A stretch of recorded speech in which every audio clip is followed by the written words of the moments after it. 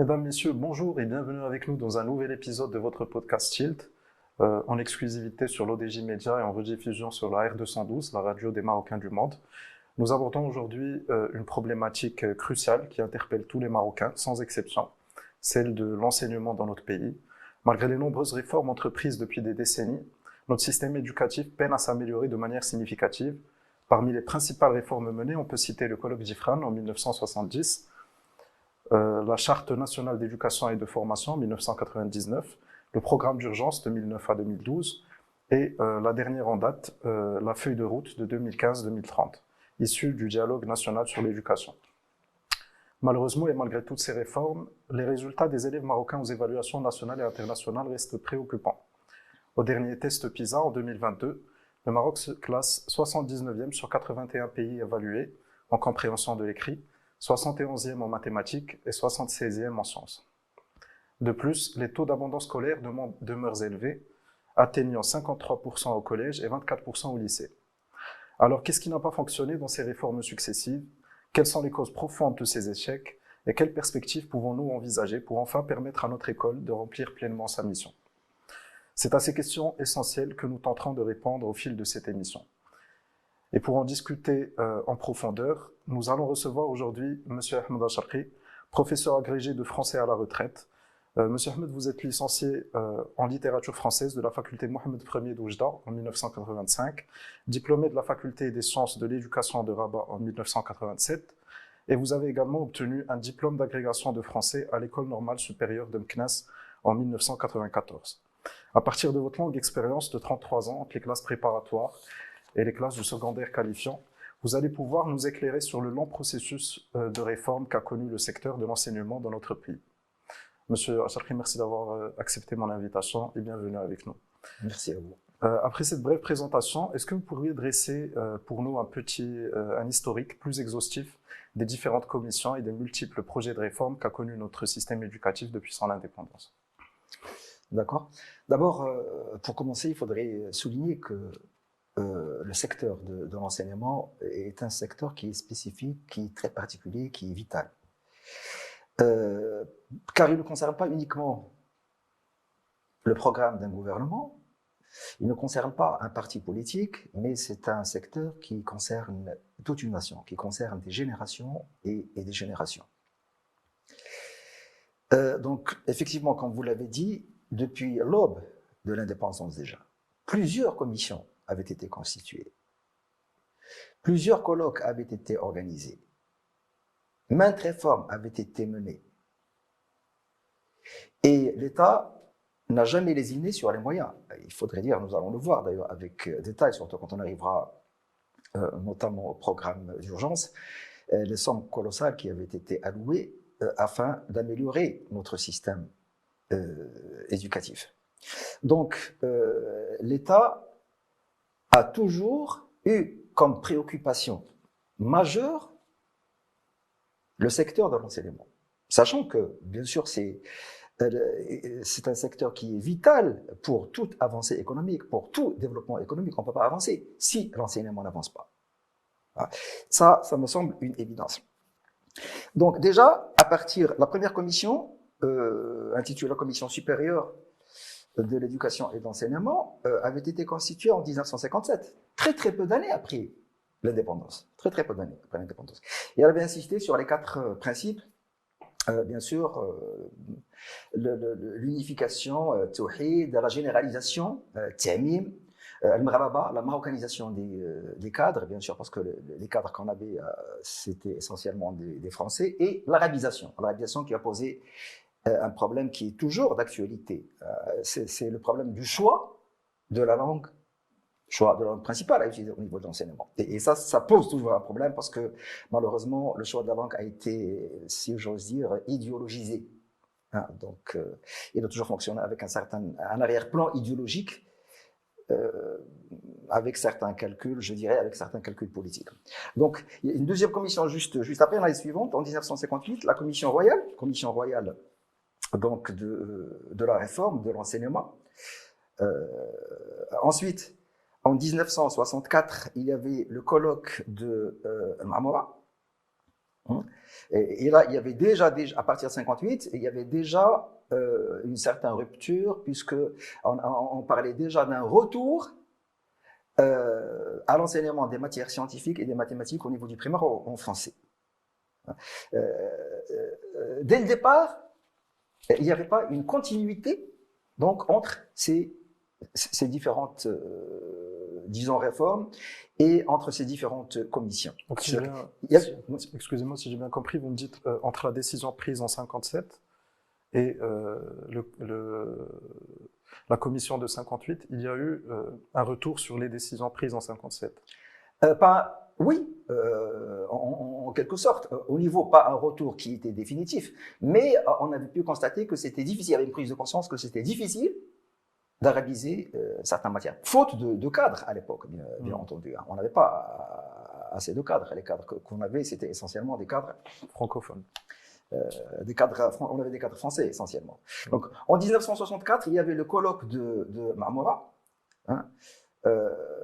En 1970, il y avait le premier. Donc, vous voyez que déjà, dès l'aube de l'indépendance, donc à cette époque, l'État incarné par sa plus haute autorité, donc essayait de faire le maximum pour l'enseignement. En 1970, il y avait le premier colloque d'Ifrane, qui était pris à l'initiative de feu Sa Majesté le Roi Hassan II, qui avait donc insisté, ce colloque avait insisté sur la formation des enseignants. Et il avait accordé beaucoup d'intérêt, il y avait une prise de conscience à l'enseignement supérieur. 10 ans après, le deuxième colloque, d'Ifrane toujours, donc il y avait un deuxième colloque. Alors, ce qui va se passer par la suite, c'est entre 1980 et 1985, il y avait cette politique qui était en quelque sorte imposée par la Banque mondiale de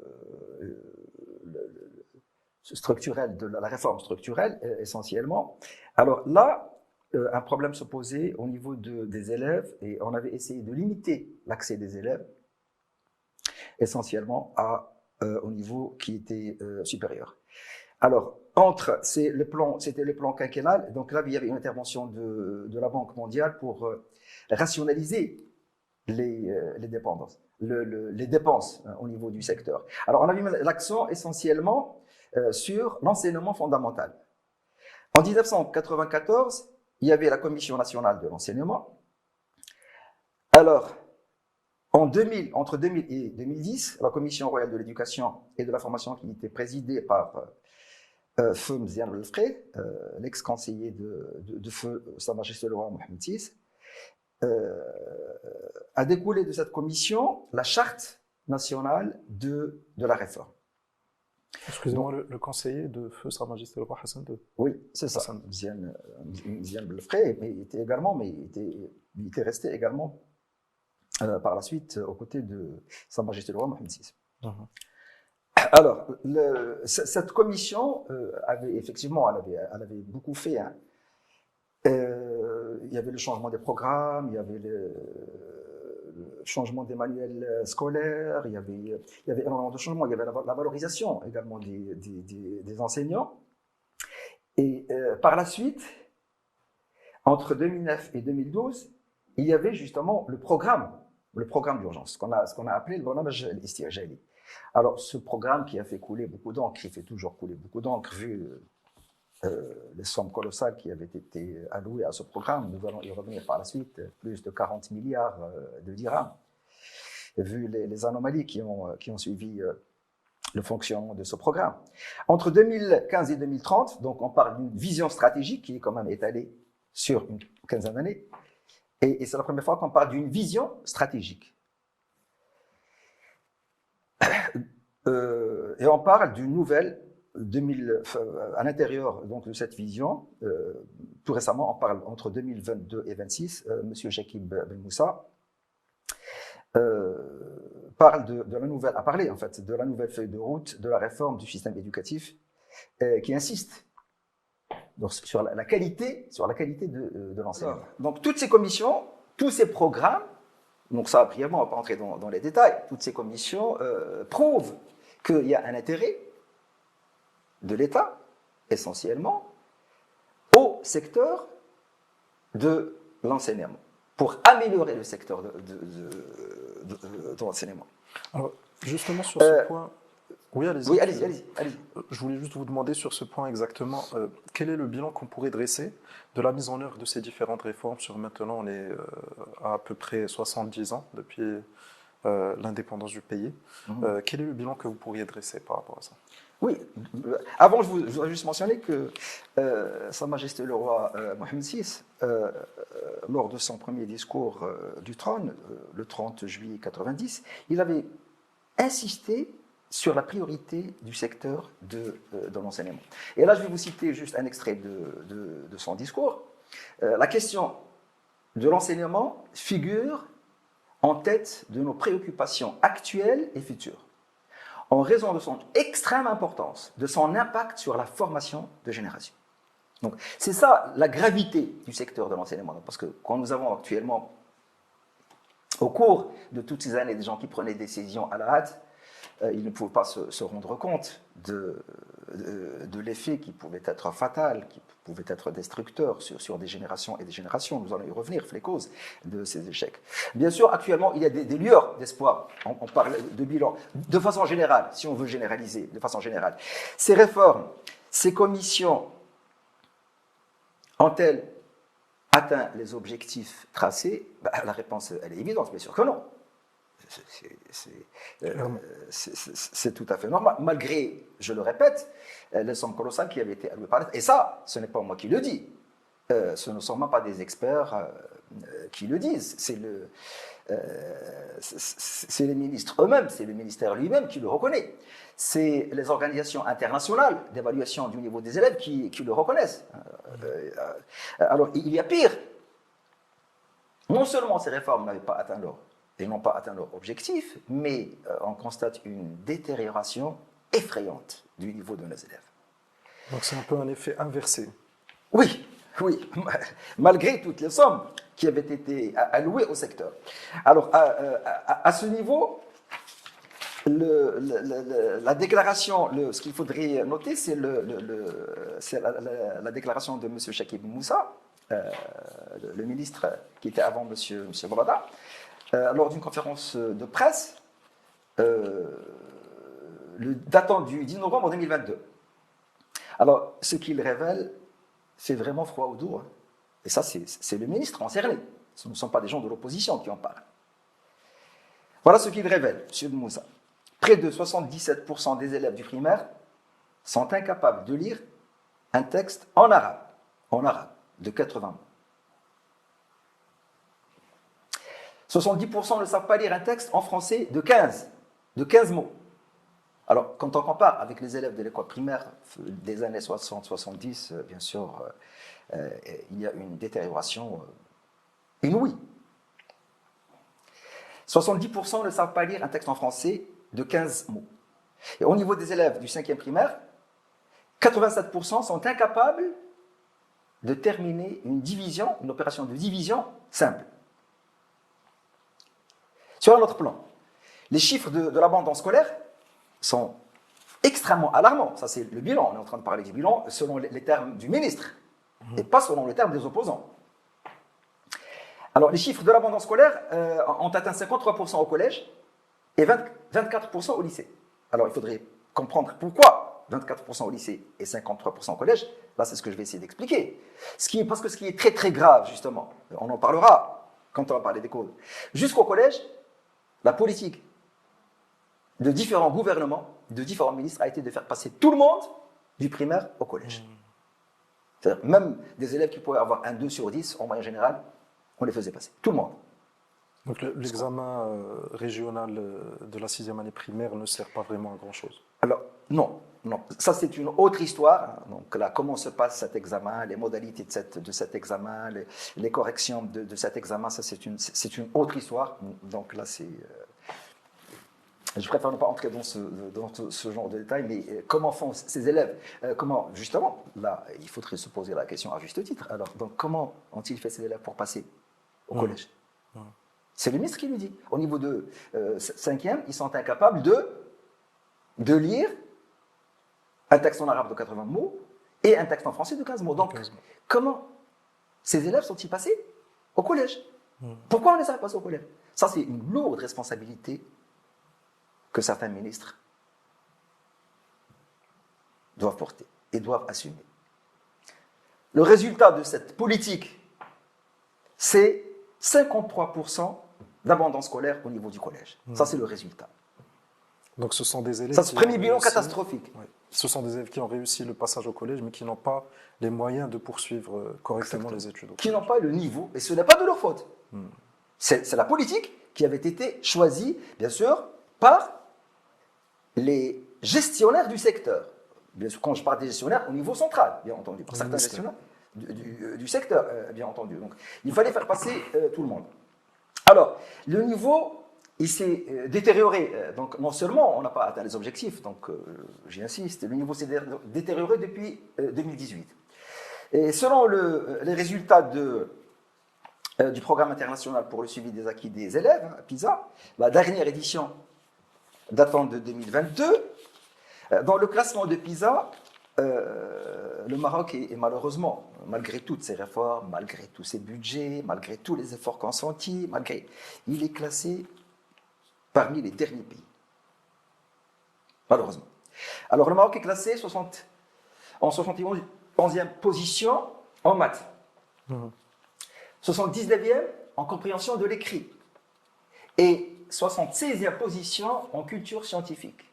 Sur 81 pays. 81 pays. Donc, très très loin derrière certains pays qui sont même en guerre, et certains pays qui vraiment... Alors sur ce point, je voudrais... Alors ça, c'est un bilan qui pose des questions. Oui. Et je voulais juste rajouter que les chiffres du TIMSS de 2023 classent le Maroc à la 56e position sur 58. Donc c'est pratiquement la même chose. Hein, c'est pratiquement la même chose. Donc on est classé parmi les derniers pays au monde, malgré toutes ces sommes allouées, malgré tous ces efforts consentis par l'État. Et bien sûr, nous allons voir par la suite quelles sont les causes, en fait. Ceci dit, il y a bien sûr des efforts qui avaient été consentis. Ça, c'est le constat, un constat qui est amer. Bien sûr, il y a des percées, il y a des avancées. Cheikh Ben Moussa, le ministre Ben Moussa, a parlé dans sa feuille de route des écoles pionnières. Une première expérimentation avait eu lieu l'année dernière, c'est-à-dire 2023-2024. Et bien sûr, pour cette rentrée, la rentrée de 2024-2025, ce qui est annoncé, c'est une certaine extension de ces écoles du primaire au collège. Parce qu'on a pu constater, paraît-il, qu'il y a des résultats qui sont extraordinaires au niveau de ces écoles pionnières. Alors, bien sûr, on a choisi certainement les meilleurs enseignants, bien entendu. Justement, c'est ce que je voulais vous demander. Est-ce qu'une année est suffisante pour pouvoir sortir avec de tels résultats? Parce que... Alors, moi, je n'ai pas dit que ces résultats sont atteints. Moi, je suis très prudent à ce niveau-là. C'est-à-dire que si on a pu réaliser ces résultats qui sont miraculeux, parce qu'on a pu, je pense que certaines statistiques qui avaient été données par le ministère parlent de performance de ces élèves qui surpassent de 80% les élèves des écoles normales. Un étudiant moyen de la classe pionnière, un élève, voilà, surpasse 80% des étudiants de l'école. Des élèves plutôt, on parle des élèves à ce niveau-là. Des élèves de l'école où il n'y a pas eu cette expérimentation. Donc c'est quelque chose de miraculeux quand même. Alors là encore, beaucoup d'interrogations se posent. Est-ce que cela signifie que les enseignants qui ont été dans ces écoles sont meilleurs que les autres? Est-ce que cela signifie que ce sont des gens qui font leur travail et que les autres ne le font pas? Donc il y a des questions qui se posent. Mais il y a une motivation. Il y a une motivation financière apparemment. Il y a les équipements, donc tout ce qui relève des tablettes, tout ce qui relève de l'Internet, de la facilité d'accès à l'Internet, tout ce qui relève de la gestion administrative, de l'accompagnement pédagogique. Donc il y a quand même une certaine vision qui, selon le ministère, donne des fruits et des résultats qui sont extraordinaires. Si c'est le cas, on ne peut que s'en réjouir. Mais je crois que c'est quand même très très tôt. Très très tôt pour pouvoir évaluer ce genre d'école. Ça d'un côté. D'un autre côté, ce genre d'école pionnière, je crois que on avait commencé l'année dernière par 300 écoles, je pense. Ces écoles, apparemment fonctionnent très bien. Nous avons des secteurs, bien sûr, où nous avons une élite qui donne d'excellents résultats. Nous avons par exemple les classes préparatoires, grandes écoles d'ingénieurs, où nous avons des élèves qui brillent au concours d'ingénieurs à l'étranger. En France, nous avons nos élèves qui accèdent facilement à l'école polytechnique, qui accèdent à l'école des ponts et chaussées à Paris. Mais bien sûr, ces élèves représentent un pourcentage très limité de l'enseignement des élèves de sciences maths. Alors, voilà, ça c'est des lueurs quand même qui sont annoncées par le ministre, et on ne peut encore une fois que s'en réjouir. Ce sont quand même des chiffres à consommer avec modération. Avec modération, avec 80%. beaucoup de prudence, avec beaucoup de prudence. D'autant plus que ce sont des chiffres qui concernent des classes limitées, des enseignants qui sont très limités. Et là, ça pose un problème qui est éthique, parce que ça reste quand même une expérimentation. Quel sentiment peut-on donner aux autres élèves, aux autres enseignants? Ont-ils été abandonnés?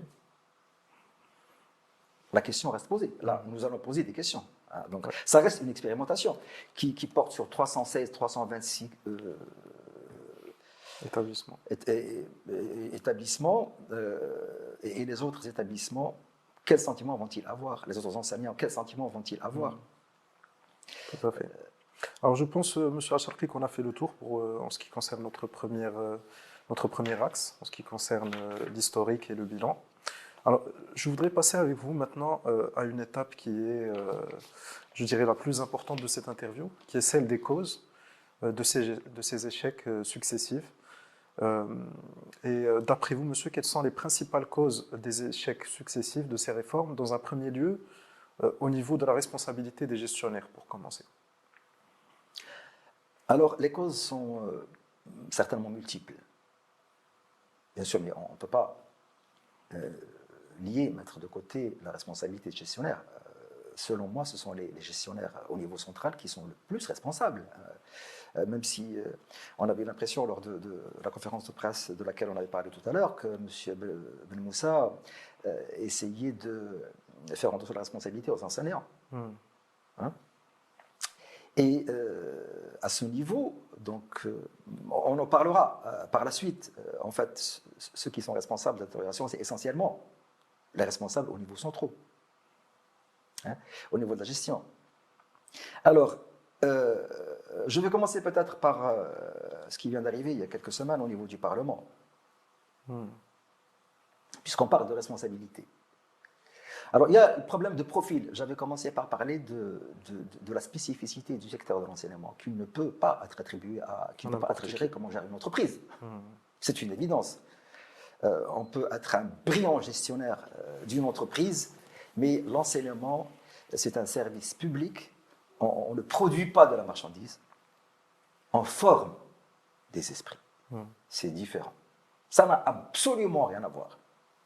Ce qui était arrivé au Parlement des enfants il n'y a pas très longtemps, l'embarras dans lequel s'était trouvé le ministre, qui avait été interrogé par une Genève qui parlait un arabe classique extraordinaire, sur la question qui avait été posée sur, je voudrais bien me rappeler,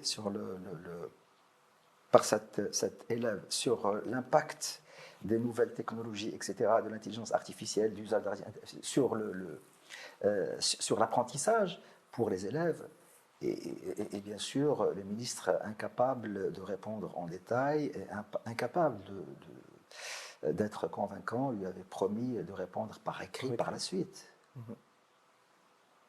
Un ministre de l'Éducation nationale qui se fait coincer par une étudiante de 15 ou 16 ans. Et qui annonce qu'il va répondre par écrit par la suite. La question reste posée. Pour moi, Le ministre de l'Éducation nationale doit être un penseur, doit être un intellectuel, doit être un universitaire, doit être quelqu'un du terrain. Et nous avions eu des ministres qui ne sont pas restés longtemps, malheureusement. À titre d'exemple, je pourrais citer quelqu'un véritablement qui avait essayé d'impliquer les enseignants, qui avait essayé d'impliquer les syndicats, les associations des parents d'élèves, M. Saf. C'était les années 99, je pense. Oui, c'était à cette époque-là. C'est un exemple. Nous avions eu d'autres enseignants, d'autres ministres dont le profil correspond. On ne peut pas nous dire que le ministre de l'enseignement n'est pas obligé d'être un enseignant, un universitaire, un penseur. Il doit être un penseur. Et il doit être un philosophe. Il doit avoir une vision stratégique des choses. Il doit avoir une grande culture. Un ministre qui se fait coincer par une élève au niveau du Parlement, quelle image doit-on avoir? Surtout que c'est un homme d'affaires, que c'est un industriel. Il n'a rien à voir avec le domaine. Oui, il peut briller dans ses affaires personnelles. Ça ne pose pas de problème. Donc, on n'a rien contre. Il peut gérer de manière extrêmement efficace ses entreprises. Mais je le répète, on ne produit pas de la marchandise au niveau de. Sauf si on a envie. Je pense que ce n'est pas la politique de l'État, même si certains responsables politiques l'avaient annoncé d'une autre manière avant, disons que avant que l'État doit lever sa main, il y avait un homme politique, un responsable, l'État doit lever sa main sur des secteurs comme l'enseignement et comme la santé.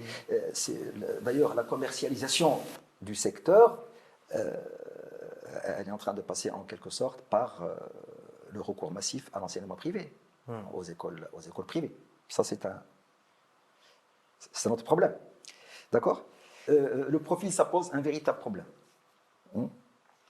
Alors, pour les gestionnaires, bien entendu, nous avons des gestionnaires au niveau central, au niveau académique et au niveau régional.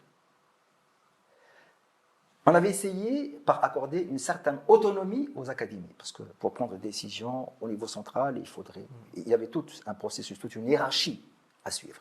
Dans une vision de décentralisation, etc. Voilà, de décentralisation. Est-ce que cela a réussi? Est-ce que jusqu'à présent, on a accordé l'autonomie nécessaire aux académies pour pouvoir gérer au quotidien et aux directions régionales les problèmes qui se posent, qui peuvent survenir? Donc là, la question reste posée. Est-ce qu'il y a une transparence à ce niveau-là? La question reste posée. Alors, à ce niveau-là, justement, puisqu'on parle de la responsabilité, je reviens à un problème de tout à l'heure, des gestionnaires. Qu'est-ce qui s'était passé entre 2016 et 2018 ? Le ministère, il avait recruté, il y avait une pénurie d'enseignants. Il avait recruté exactement 54 927 enseignants par voie de contrat. Ça, tout le monde sait les conséquences qui vont suivre. Ça. Oui.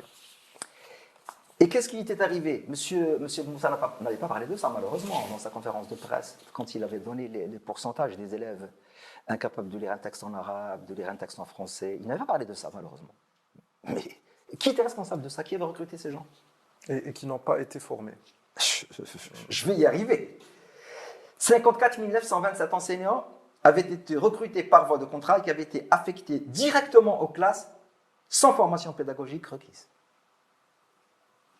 Les conséquences sont là. La détérioration de l'enseignement.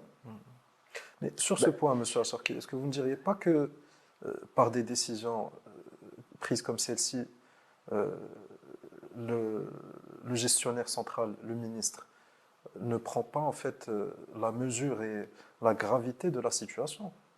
Parce que s'il nous affecte 54 000 enseignants qui n'ont pas la formation d'un enseignant, ça veut dire qu'il veut juste un petit peu remplir le vide. Mais tout à fait. Tout à fait, je suis entièrement d'accord avec vous. Cela prouve encore une fois que dans des moments très très importants, il y a une improvisation qui est intolérable. Mais les enseignants, la formation des enseignants, avant c'était, un enseignant devait avoir une licence d'abord, spécialisé soit en linguistique, soit, je parle de mon domaine, soit en français. Ensuite, il devait passer une année à la faculté des sciences de l'éducation, ou alterner la formation avec la pratique, essentiellement. Et la formation, c'était des formations, puisqu'on parle là de formation, c'était une formation qui était complexe et qui était donnée par des spécialistes. Spécialistes en philosophie de l'éducation, des spécialistes en sociologie de l'éducation, des spécialistes en pédagogie de l'enfant, des spécialistes en didactique. C'est la matière spécialisée de l'enseignement. Et en parallèle, il y avait des stages qui étaient faits avant d'aller en classe. Et quand vous recrutez 54 927 et que vous venez de dire aux gens 4 ans plus tard que les élèves sont incapables de lire des textes, mais je pense qu'il fallait avoir le courage de dire directement qui était responsable de ça. Au moins, il fallait le dire. Mais nous n'avons pas cette culture, malheureusement. Et c'est vraiment dommage. Donc, ce déficit des enseignants, ce recours massif à des enseignants sans formation, bien sûr, a donné les résultats catastrophiques et la détérioration actuelle du niveau de nos élèves. Donc, ça, c'est un rapport. Alors, à ce niveau, je vais quand même mentionner le rapport juste la synthèse de la Cour des comptes sur un rapport qui va mettre un point qui va mettre l'accent sur quelque chose d'extrêmement grave, à savoir même la compétence. C'est-à-dire que même face à des projets comme le programme d'urgence, dont le budget alloué avait dépassé les 43 milliards de dirhams, les gens qui avaient, bien sûr au niveau central, qui avaient veillé à ce projet, vous allez voir comment ils ont été épinglés par le rapport, par le bilan, parce qu'on n'a pas le temps d'en parler de façon détaillée. Déjà sur le point du... Le bilan de la Cour des comptes. Oui. Juste sur le point des 43 milliards, oui. On parle d'un engagement de 35 milliards de dirhams sur les 43, et les paiements effectifs n'en étaient que de 25,15 milliards. Donc, où sont passés 18 autres milliards? Donc, le taux de paiement avait atteint à peine 50, entre 50 et de 60%, 58, de façon prise, 58. Alors qu'il y a toujours un déficit au niveau des équipements, au niveau des infrastructures, au niveau des écoles. Qu'est-ce que cela signifie? Qu'il n'y avait pas de vision.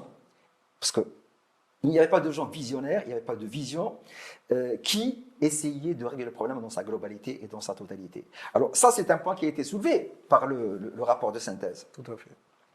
D'accord? Alors, je vais juste...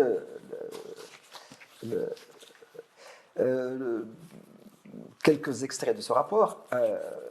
Le volume des crédits qui traduit l'effort budgétaire consenti par l'État en faveur du secteur de l'éducation durant la période du programme d'urgence. Il faut rappeler que c'est un programme qui avait été étalé uniquement sur 3 ans, entre 2009 et 2012. Alors, a enregistré une augmentation de 230%, 230% par rapport aux crédits ouverts au cours des 4 années précédentes. Toutefois, les faibles performances au niveau de l'engagement et du paiement sont dues en grande partie à des capacités de gestion insuffisantes. Je souligne. Des capacités de gestion. De gestion insuffisantes. Les gestionnaires. Donc, ça, c'est un problème de compétence. On remet en question directement la compétence. Aucun ministre n'en a jamais parlé. Il fallait attendre le rapport de la Cour des comptes pour que les gens... La Cour des comptes, on le rappelle, qui est une institution constitutionnelle qui ne sont pas des opposants ni rien. Alors, sont dues en grande partie à des capacités de gestion insuffisantes au cours du cycle de la conception, d'abord. Ensuite, de la programmation et de la mise en œuvre des projets. Ainsi, et ça c'est extrêmement grave, qu'au niveau de la gestion financière et comptable. Alors là, il faudrait rappeler que certains dossiers sont toujours devant les tribunaux, devant la justice, de certaines personnes qui avaient été impliquées, certains hauts responsables qui avaient été impliqués. Le système donc, éducatif souffre de plusieurs dysfonctionnements qui sont liés, bien sûr, à la gestion centrale, essentiellement. Alors, ça c'est... Je vais m'arrêter là. Alors, un dernier point, qui pose un véritable problème qui n'a jamais été soulevé de la compétence, bien entendu. C'est un point qui a été soulevé toujours par la synthèse, la synthèse du rapport de la Cour des comptes. C'est tout à fait à la fin, la Cour des comptes considère que le programme d'urgence n'a pas réalisé tous ses objectifs. Donc ça, c'est tout à fait normal. Aucun programme ne peut réaliser tous ses objectifs. Jusque-là, Pas de... ce qui est grave, ce qui viendra par la suite. Il n'a pas eu non plus les impacts souhaités sur le système éducatif dans la mesure où le ministère concerné, c'est le ministère concerné, qui a géré, ce ne sont pas les enseignants sur le terrain, où le ministère concerné n'a pas pris suffisamment en compte certaines règles fondamentales du cycle de toute politique publique. De toute politique publique. Donc ça n'a rien à voir avec les enseignants, ce sont les gestionnaires au niveau central, bien sûr. Lors de la planification, bien entendu, d'exécution des budgets sectoriels constatés au niveau du budget général de l'État durant la même période. Bon, donc là je vais m'arrêter là parce qu'on ne va pas citer Mais cela montre, ces exemples montrent le degré de responsabilité de la gestion centrale. Tout à fait. Alors, sur un point qui rejoint le point des responsabilités, alors, en ce qui concerne les infrastructures, les équipements, la formation des enseignants, ainsi que les longues grèves menées par les enseignants contractuels ces quelques dernières années, alors, est-ce que on a ce qu'il faut pour remédier à ces manquements ou à ces dysfonctionnements? Est-ce que c'est possible d'en sortir? Est-ce que ils portent une part de responsabilité aussi?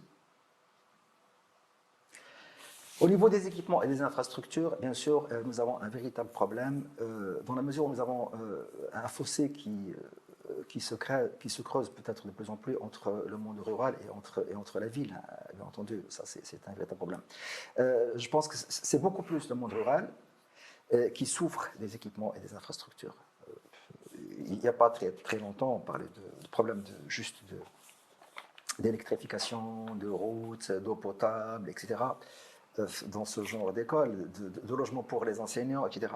Il y a des écoles qui se trouvent dans des montagnes, au fin fond de certains campagnes, etc.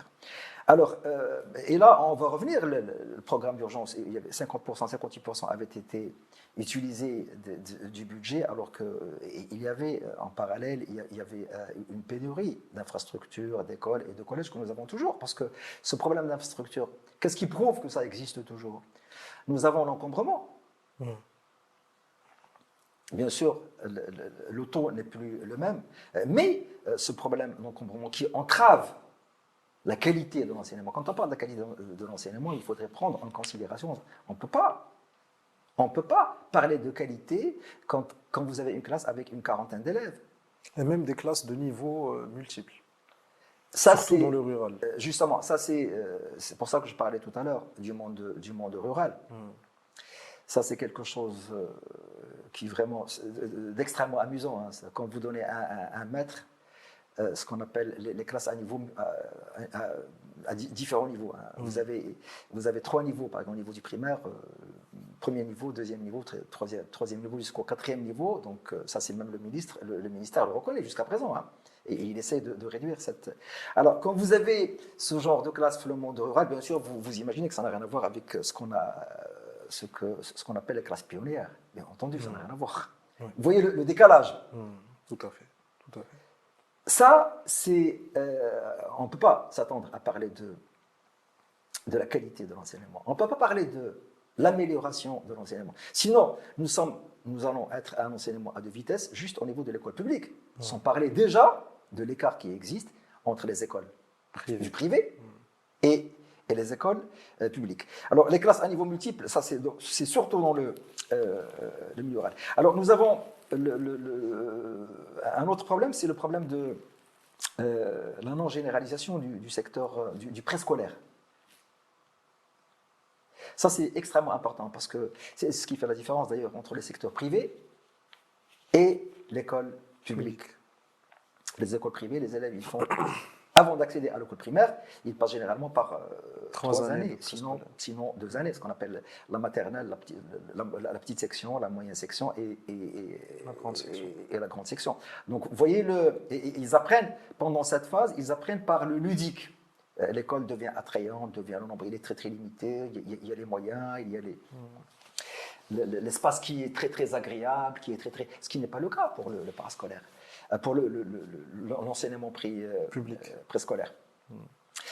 Alors justement, pour l'enseignement public, on est à seulement 24% des écoles primaires qui dispensent l'enseignement préscolaire. Oui. Le cas. Le cas. Pour le reste, le ministère a eu recours à la société civile, essentiellement, qui essaie tant bien que mal, parce que c'est quand même, il ne faudrait pas oublier que l'enseignement préscolaire, c'est un enseignement qui est très très très sensible, qui est très très délicat et qui nécessite une formation très très particulière. Avons-nous des enseignants, des enseignantes essentiellement préparés, bien rémunérés pour ça? Donc, nous avons pu lire à plusieurs reprises dans la presse que ces enseignantes se plaignaient, qu'elles ne sont jamais payées, etc. Qu'elles sont... Tout à fait, c'est ce qu'ils appellent aujourd'hui les éducatrices. Les éducatrices. Elles sont payées au SMIC. Voilà. Et encore. Oui. Elles n'ont pas vraiment de formation adéquate pour... Qui peut leur donner cette formation? Si on a parlé tout à l'heure d'enseignants contractuels qu'on a mis dans des classes sans formation, qui peut? Avons-nous de véritables spécialistes qui vont former des éducatrices au niveau du préscolaire? De toute façon, la réponse, elle est évidente. Exactement. Elle est très, très évidente. Exactement. Alors, on passe un petit peu à la responsabilité des enseignants. Alors, sur ce point, je sais très bien que vous faites partie de l'équipe des enseignants. Je faisais partie de... C'est pour ça que maintenant, je suis plus libre de dire ce que je pense, à la fois des enseignants, mais également de tout le monde. Bien sûr, personne ne peut nier que quand on parle des enseignants, les enseignants ont également leur responsabilité, pas tous les enseignants. Également, quand on parle du secteur, quand on parlait tout à l'heure du profil, nous avions eu des ministres qui étaient excellents, qui avaient essayé de faire de leur mieux. Donc, on ne généralise jamais. Quand on parle de compétences de profil, au niveau de gestion centrale, académique, etc., c'est la même chose, on ne généralise pas. Nous avons des gens qui sont honnêtes, des gens qui sont compétents, des gens qui essaient de faire de leur mieux, bien entendu. D'un autre côté, chez les enseignants, c'est la même chose, bien entendu. Alors, le premier point qu'il faudrait soulever, c'est que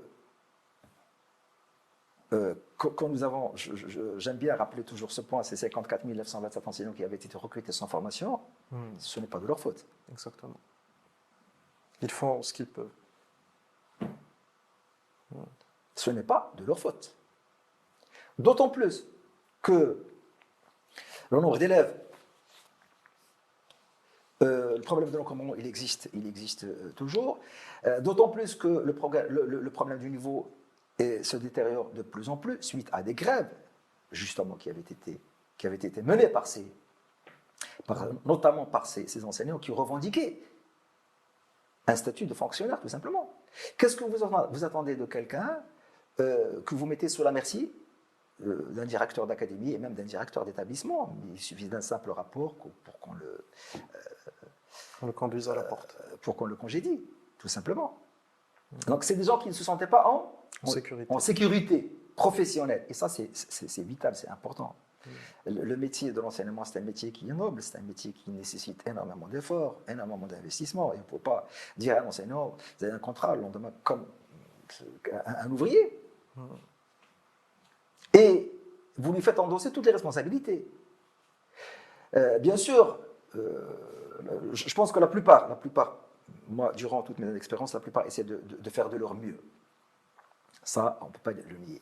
Il y a certains qui ne sont pas, qui sont mieux formés que d'autres, ça c'est tout à fait normal. Des professeurs qui sont passés par des écoles normales supérieures, qui sont passés par la faculté d'éducation, qui sont passés par l'agrégation, il y a même des docteurs au niveau de l'enseignement secondaire qualifiant, des gens qui sont formés, qui essaient de donner de leur mieux. Bien sûr, comme partout, comme dans tous les secteurs, nous avons des gens, une minorité, bien entendu, qui, pour une raison ou pour une autre, mais ce n'est pas une excuse, ne font pas leur travail comme il faut, ou bien ils le font en dehors de la classe. Mais est-ce qu'on pourrait dire que c'est un problème de motivation, surtout dans les conditions que vivent aujourd'hui les enseignants? Ce n'est plus la même valeur, même rapport coût de vie, le salaire ne suit plus, ce n'était pas ce que c'était pendant les années 80, 90. Nous avons plusieurs raisons. Nous avons d'abord, moi je pense que d'abord, essentiellement, c'est un problème de conscience professionnelle. Essentiellement. Mais cela n'exclut pas la motivation financière. Je pense que ces classes pionnières, donc il y a une motivation, il y a une prime annuelle pour ces enseignants. Une prime de compétence, je pense, il me semble. Il y a une prime, ça explique ces résultats. On aimerait bien y croire. Apparemment, ce sont des résultats excellents. Mais il y a une prime. Aussi minime soit-elle, ça représente une certaine motivation. Ça représente une certaine valorisation de l'enseignant. Bien sûr, on ne peut pas exclure cela, bien entendu. Vous ne pouvez pas donner un salaire qui ne permet pas à quelqu'un de vivre de manière qui est décente et lui demander de s'investir totalement. Ce n'est pas possible. Et là, je pense pour pouvoir établir une comparaison, je pense, il y a quelques années, j'avais lu quelque part que l'ancienne chancelière allemande, Angela Merkel, avait été, les magistrats lui avaient demandé d'aligner leur salaire sur les salaires des enseignants. Et là, il faut penser aux salaires des enseignants au niveau de la Corée, au niveau du Japon, au niveau des pays, bien sûr, comment ils sont considérés sur le plan social, etc. C'est quelque chose d'inimaginable. Hein. Donc là, on ne va pas détailler ce genre de choses, mais ça se trouve sur Internet. Le maître japonais, comment l'estime, la considération, etc., comment il est considéré, le salaire, les facilités pour l'accès au logement, etc. Là, entre parenthèses, heureusement que nous avons une fondation Mohamed VI. Heureusement pour nous. Donc, quand les magistrats lui avaient demandé d'aligner leur salaire sur le salaire des enseignants, la réponse a été catégorique, c'était le refus. Et l'argument a été un argument très convaincant. Ce sont les enseignants qui me donnent les magistrats.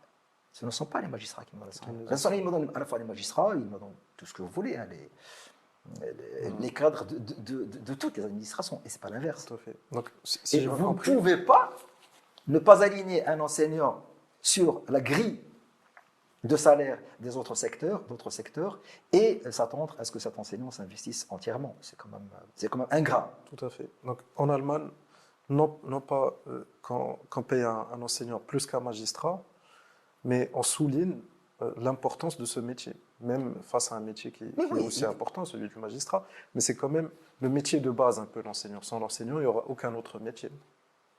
Donc, la comparaison justifie très facilement les résultats que nous voyons aujourd'hui. Là, parce que je compare avec un pays occidental qui est quand même développé, mais la comparaison peut être uniquement interne, c'est-à-dire que l'image de l'enseignant, les années 70-80, au Maroc, nos enseignants, par exemple, étaient extrêmement valorisés à la fois sur le plan social, mais également sur le plan financier, sur le plan social.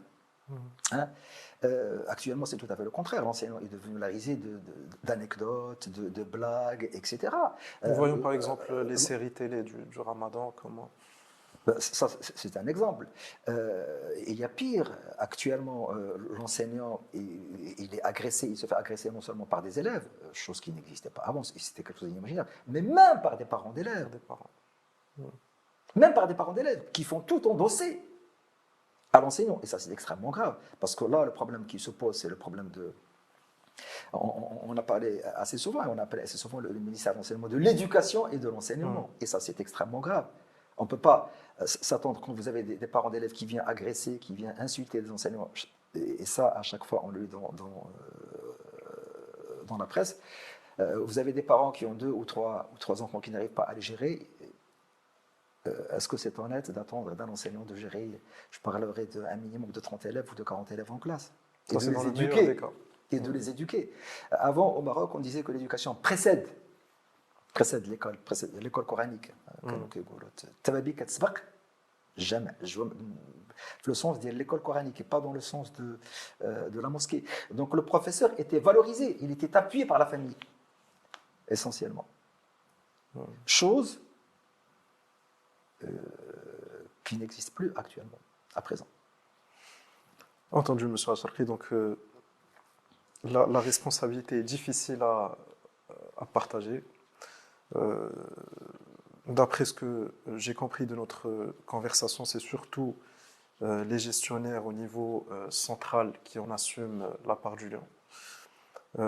Il en reste aussi une certaine partie qui revient à la famille, qui revient également à certains enseignants. Donc c'est un effort global qu'il va falloir... Bien sûr, parce que le problème de l'enseignement, c'est un problème qui concerne l'humain de façon générale, qui concerne toute une société. On ne peut pas s'attendre à ce que juste le professeur, ou bien l'administration centrale, ou bien la famille a son rôle. Ça, c'est vital. Et on constate que beaucoup de parents ont démissionné pratiquement de ce rôle. Le rapport, je vous donne à titre d'exemple, le rapport entre les parents d'élèves et les enseignants ou bien l'administration au niveau des écoles privées n'a rien à voir avec le rapport des parents d'élèves au niveau des écoles publiques. Ça n'a absolument rien à voir. C'est contradictoire. Mais il n'y a pas que ces gens, il y a d'autres facteurs. Hein. Il y a les partis politiques également. Ça, il ne faudrait pas l'oublier, la responsabilité des partis politiques. Dans la mesure, je parlais tout à l'heure du problème, au début, du problème de la langue. Le problème linguistique est vital. Et le choix de la langue d'enseignement au niveau de cause, puisqu'on parle de cause, a été vital entre l'arabisation, le retour à enseigner en français. Et actuellement, on parle de l'anglais au niveau de la génération, au niveau du collège. Ce choix n'a pas été un choix qui a été innocent. À ce niveau-là, bien sûr, tout le monde le sait. Il y avait certains partis qui parlaient d'arabisation, d'autres qui parlaient bien sûr, les francophones, ceux qui avaient étudié essentiellement pour les écoles françaises, qui avaient été en France, etc., qui insistaient sur la langue française. Alors que tout le monde sait que la langue actuelle du développement n'est pas du tout le français, c'est l'anglais. Et tous les pays, y compris les pays africains qui ont beaucoup évolué au niveau de l'enseignement, sont des pays qui ont utilisé l'anglais. Hein. L'exemple le plus récent, c'est l'exemple du Rwanda, hein, qui avait éclaté, qui avait subi une guerre civile déchirante, atroce. Un génocide entre les Tutsis et les Hutus, et qui, au bout ayant choisi l'anglais, bien sûr, ayant valoriser les enseignements d'une manière qui est extraordinaire, ayant investi dans l'humain au niveau de l'enseignement, ils ont pu faire des pas extraordinaires au niveau du développement. Donc le problème de la langue, ce qui était arrivé au Maroc, ce qui arrive toujours au Maroc, c'est quelque chose d'extrêmement grave. Parce que quand on a parlé, arabiser par exemple jusqu'au niveau du lycée, ça c'est une cause fondamentale. Et la faculté qui ne suit pas, qui revient en français ensuite. On n'a pas préparé ça. Ou on n'a pas voulu le préparer. La question reste posée. Nous avions des élèves des écoles privées qui avaient toujours été essentiellement, et de la mission française, etc., très très bien formés à partir du préscolaire au niveau de la langue française, comme au niveau de l'anglais, qui peuvent suivre facilement au niveau du supérieur. Mais beaucoup d'élèves de l'école marocaine publique étaient incapables de suivre leurs études. Est-ce que c'est une question qu'on veut privilégier certains et mettre des bâtons dans les roues à d'autres? C'est dans cette vision-là? Alors, c'est une accusation. Est-elle fondée ou pas? Mais je vous répondrai quand même. À notre époque, au lendemain de l'indépendance, l'école a été un des moyens de promotion sociale. C'est-à-dire que l'école permettait à des gens de devenir ministres. Il y a des ministres actuellement, tout récemment, qui sont issus de familles très très très modestes. Moi je connais un ministre qui était avec moi en classe, dont le père était un simple agriculteur. C'est grâce à l'école marocaine publique qu'il est devenu ministre. Il y a un autre ministre qui est toujours au ministère, dont le père est un simple enseignant, qui est ministre, grâce à l'école publique. Donc l'école était un moyen de promotion sociale. Et là, c'est le deuxième volet qui va répondre à votre question. Actuellement, ce n'est pas le cas. Actuellement, elle reproduit ce qu'appelait un sociologue français, Bourdieu, les inégalités sociales. Parce que justement, il y a certains élèves qui sont avantagés par rapport à d'autres. La maîtrise des langues étrangères, à savoir le français et l'anglais, la maîtrise de l'outil informatique, c'est ce qui permet de faire la différence, et c'est ce qui permettait, moi j'avais une certaine expérience au niveau des classes préparatoires, c'est ce qui permettait de faire la différence entre les élèves, et non leur niveau en maths et en physique, par exemple. Et donc, ce choix, c'est un choix, c'est pas ça que j'avais dit au début, c'est un choix qui a été idéologisé, bien sûr, il sert une certaine idéologie. Est-ce que l'arrière-plan a été justement cela? Mais en tout cas, la fonction de l'école n'est plus la même à ce niveau-là. Et on voit ces inégalités se creuser davantage. À ce niveau-là, je me rappelle également que, à ce niveau linguistique qui est crucial, Même des gens qui n'ont absolument rien à voir avec l'école avaient commencé à un moment de parler. Hein. Moi, je me souviens d'une émission télévisée où il y avait quelqu'un qui n'a rien à voir avec l'école, qui avait parlé, qui avait proposé d'enseigner dans le dialecte marocain. Donc, je ne vais pas citer bien sûr son nom, mais les gens, tout le monde, en dialecte marocain, vous imaginez jusqu'où ça peut mener. Donc, ce problème n'a pas été tranché. Pourquoi? Parce que c'est des calculs, il y a des calculs politiques, justement, qui jouent. Or, je le rappelle, le secteur de l'enseignement, c'est un secteur qui doit transcender tout calcul politique. C'est un secteur qui considère des générations. C'est un secteur qui considère toute une nation. Et tout le monde doit être au-dessus des calculs politiques et des calculs idéologiques. Tout à fait. Alors je pense, monsieur, qu'on a fait le tour en ce qui concerne les causes. Maintenant, pour clôturer notre débat, en fonction de votre expérience et de vos études, quelles sont les solutions proposées pour améliorer ce système éducatif qui est, du moins qu'on puisse dire, malade, et atteindre les objectifs tracés par les différentes commissions et par les différents projets de réforme? Oui, alors, différentes solutions, bien sûr, ont été déjà proposées par les spécialistes. Donc, alors, la première solution, c'est qu'il faudrait mettre d'abord le profil adéquat. Le bon homme au bon endroit. Au bon endroit. D'abord, au niveau de la gestion, ça c'est quelque chose de fondamental. Il faut qu'il y ait une transparence au niveau de la gestion. L'argent du programme d'urgence, personne n'a été inquiété. Hein. En fait, il y a des gens qui sont toujours travaillés devant la justice, mais ça traîne depuis 2012, ça fait quand même 12 ans. 12 ans. Hein. Et il faut qu'il y ait de transparence. Il faut qu'il y ait. Donc ça c'est un point. Il faut qu'il y ait à la fois de la transparence au niveau de la gestion et il faut qu'il y ait de la compétence essentiellement. Le deuxième point, c'est cette stratégie qui avait été suivie, qui faisait passer les élèves, la carte scolaire, ce qu'on appelle la carte scolaire, qui faisait passer les élèves sans aucun niveau d'une classe à une autre jusqu'au collège, pratiquement. Donc ça, avant, c'était pas comme ça, les années 70, etc. Il y avait des élèves qui peinaient pour avoir le certificat du primaire, scolaire au niveau du primaire. Donc ça doit s'arrêter. Pour passer d'un niveau à un autre, il faudrait le mériter. Avoir les compétences qu'il faut. Il faudrait avoir les compétences qu'il faut, parce que sinon ça va poser un problème par la suite. Donc cette réussite mécanique des élèves au niveau du primaire et au niveau du collège, ça c'est fondamental. Alors nous avons un autre point. Donc il faudrait trancher la langue de l'enseignement. Alors tout le monde est d'accord. Je pense que le ministère est en train d'aller dans ce sens. Je pense que cette année, la rentrée 24-25, il y a la généralisation de l'anglais au niveau du collège. Et donc déjà, on ne se contente plus de l'enseignement du français comme étant une langue étrangère. Il faudrait trancher donc ce choix de la langue d'enseignement au niveau du collège, au niveau du lycée et au niveau universitaire également. Pour ne pas reproduire cette mascarade d'enseigner en arabe les matières scientifiques jusqu'au baccalauréat et par la suite, on les enseigne en français. Il faut forcément avoir une certaine cohérence entre... Une vision.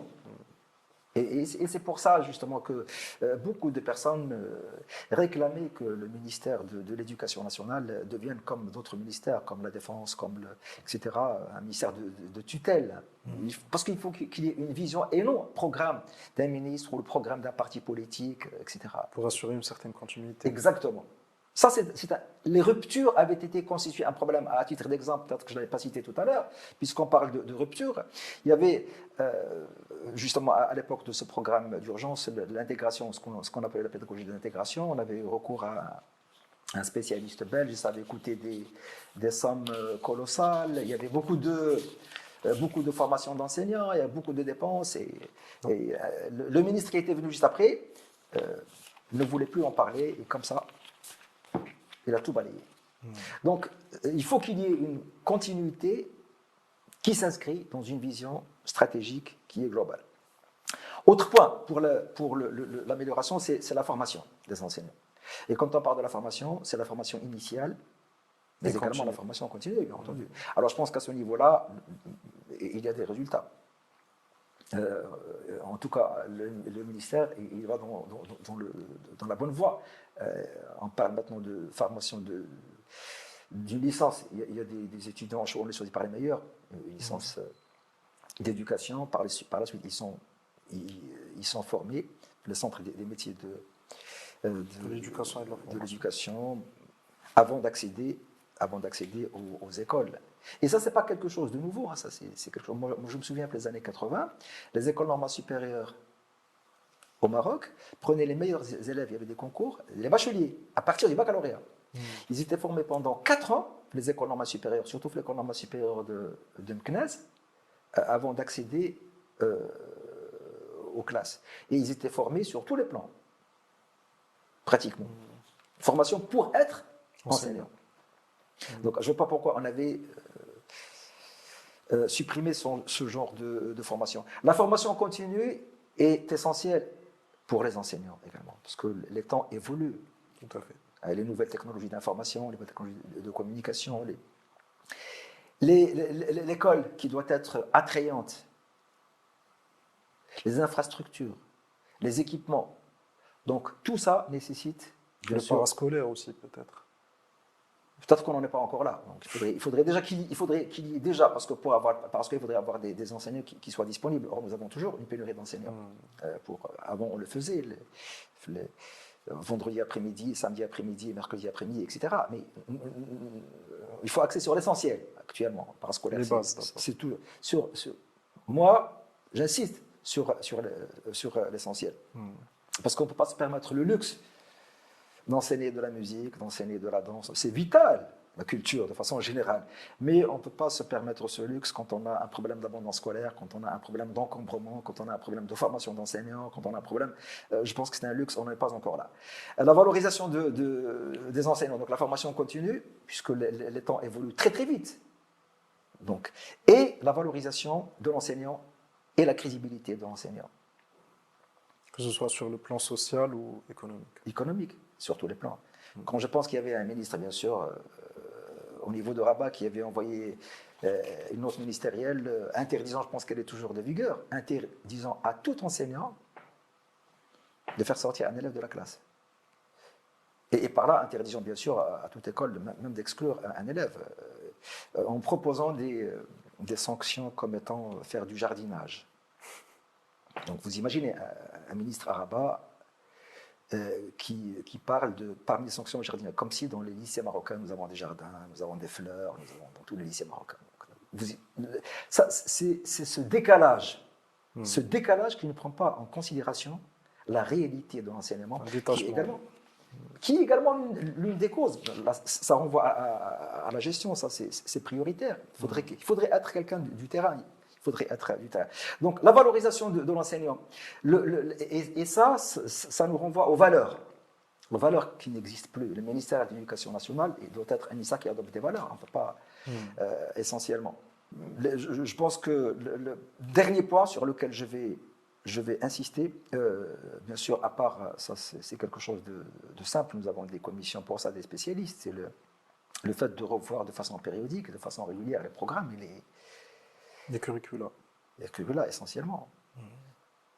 Quand on pense que ça fait plus de 20 ans que, par exemple, moi, je parle de ma matière, je peux parler des autres, que le programme du français n'a pas changé au niveau du second cycle qualifiant, c'est quelque chose d'ahurissant quand même.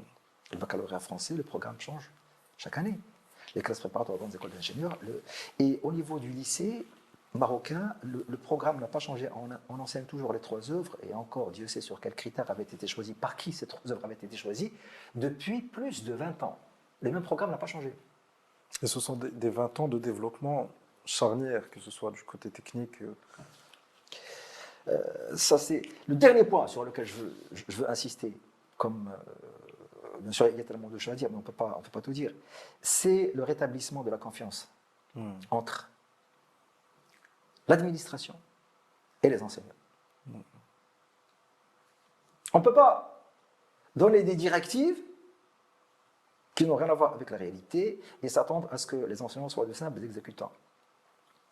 À ce niveau-là, cette note ministérielle, par exemple, je pense qu'elle est toujours de vigueur, je le répète, l'interdiction de la sanction de l'élève. Qu'est-ce que cela signifie? Quel est l'arrière-plan de ce genre de décision et de notre ministère? Et vous savez que notre ministère au niveau de l'Éducation nationale, c'est des dogmes, on ne les discute pas. Ça, il faudrait les appliquer, le rôle. Il faudrait les appliquer. Donc, ça a généré une certaine anarchie. Ça a généré un certain laisser-aller. Quand également le ministère, quand un ministre prend la décision, ou bien à l'époque c'était une femme, je pense, la décision d'une pédagogie comme la pédagogie de l'intégration, et que quelques mois par la suite, quelques années par la suite, un autre ministre qui arrive et comme ça arrête l'intégration. Toute cette pédagogie, elle est remise en question. Ils ne voulaient plus en parler. Que vont penser ces enseignants de cette administration centrale? Donc il y a un problème de confiance. Il y a un problème de méfiance qui doit être rétabli. Et à ce niveau-là, on n'en a pas parlé, ce qu'on appelle l'inspection pédagogique, le terme même n'est pas très approprié, en fait c'est la formation pédagogique qui est appliquée dans plusieurs pays, justement, doit être de veiller à former les enseignants. Et non à sanctionner les enseignants ou à essayer de trouver les lacunes de tel ou tel enseignant. Alors ça, c'est vital. Il faudrait qu'il y ait, parce que sans cette confiance réciproque et partagée entre l'administration et entre les enseignants, on ne peut pas avancer. Tout à fait. Monsieur Acharqui, je vous remercie infiniment pour le temps que vous m'avez accordé ce matin. C'est moi qui vous remercie. Merci pour vos éclaircissements de contribuer valeureux à cette problématique qui est vitale pour notre pays. Espérons que les responsables se réveillent, que les choses commencent à aller dans la bonne direction. On l'espère du fond du cœur. Il s'agit de l'avenir de notre pays.